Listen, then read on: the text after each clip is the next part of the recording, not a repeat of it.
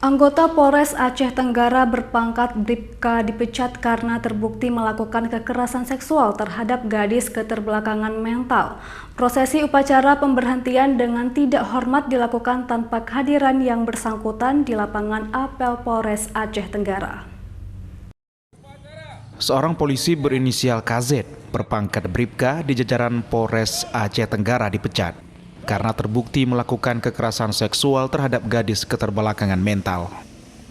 Prosesi upacara pemberhentian dengan tidak hormat dilakukan secara in absentia atau tanpa kehadiran yang bersangkutan.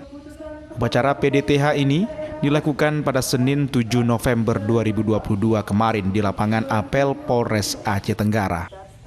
Upacara pemecatan Bribka KZ dilakukan setelah adanya putusan pengakhiran dinas secara tidak hormat yang diputuskan Polda Aceh.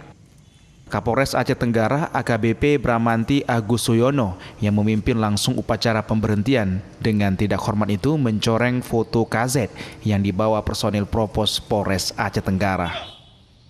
Kapolres mengatakan kasus pemerkosaan itu terjadi pada tahun 2020 lalu setelah ditangkap. KZ diadili dan divonis 3 tahun penjara.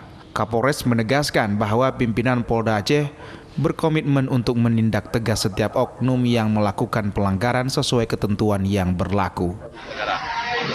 Dengan kejadian ini kami juga sampaikan kepada anggota agar ini menjadi contoh bagi kita semua, menjadi introspeksi bagi kita semua, agar anggota kedepannya tidak ada lagi yang melakukan pelanggaran disiplin, pelanggaran etik maupun perbuatan pidana.